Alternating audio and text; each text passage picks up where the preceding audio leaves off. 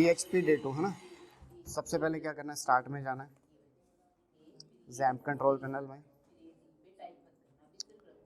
Apache server start कर लिया और MySQL दोनों स्टार्ट कर लिए, दोनों ग्रीन आ गए, इट मीन्स हमारा सर्वर भी स्टार्ट हो गया और SQL भी हमारा रनिंग है। VS कोड ओपन कर लीजिए, विजुअल स्टूडियो। कल मैंने पाथ बताया था कहाँ फाइल सेव होती है, याद है?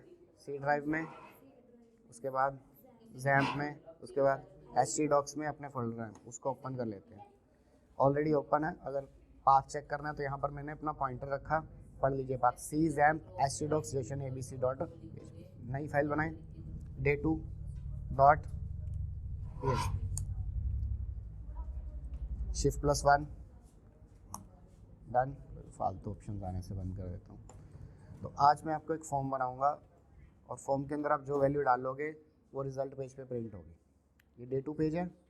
सबसे पहले हम फॉर्म बनाते हैं। फॉर्म बनाने के लिए आपने फॉर्म पे जाना है। फॉर्म का एक एक्शन होता है, एक्शन मतलब कौन से पेज पे डेटा लेके जाना है। जो फॉर्म में आप डेटा फिल करोगे उसको कौन से पेज पे लेके जाना है। मान लो मुझे रिजल्ट पेज पे लेके जाना है, तो मैंने result.php पेज यहाँ पर लिख दिया। अब मेरे पास दो मेथड्स हैं बेसिकली ले जाने के लिए, एक गेट मेथड है और एक पोस्ट मेथड है। कौन कौन सा मेथड है?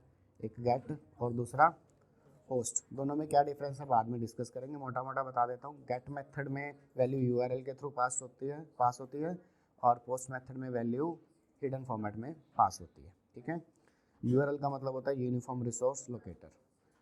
तो यहाँ पर सबसे पहले मैंने एक आपका नेम इनपुट कराने के लिए पहले सिंपली नेम लिख दिया, नेम, और input type is equal to text, input type is equal to, इसका नेम डिफाइन कर दिया मैंने एफ नेम यानी कि फर्स्ट नेम, BR टैग लगा दिया नेक्स्ट लाइन में आने के लिए, और एक सिंपल सा बटन ले लिया। बटन लेने के लिए इनपुट टाइप यानी कि फॉर्म को सबमिट कराना है, सबमिट कराने के लिए सबमिट ही उसकी जो है टाइप रहेगी, उसका नेम भी मैंने सबमिट ही रख दिया। इसको सेव करके एक बार रन करके आपको दिखा देता हूँ।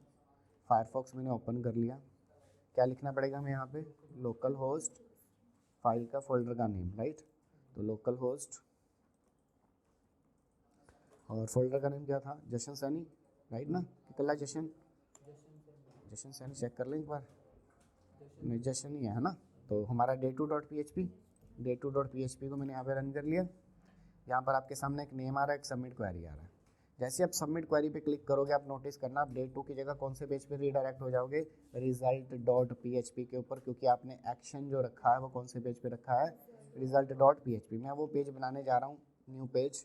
क्या नाम रखना है उसका? .php, result.php। इस पेज पे आप पहुँच जाओगे। यहाँ पर सिंपल मैंने HTML टैग लगा के ओपन कर लिया और यहाँ H1 में लिख लिया वेलकम। क्या लिख दिया यहाँ पर? ठीक है, सेव कर लिया।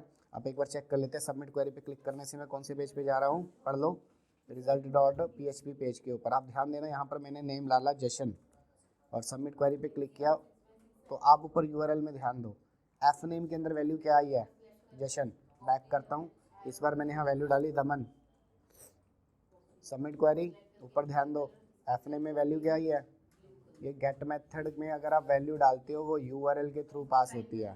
तो ये मेरा यूआरएल है, यूनिफॉर्म रिसोर्स लोकेटर। मैं चाहता हूँ यहाँ पर लिखा है वेलकम दमन, जशन डालूँ तो लिखा है वेलकम जशन।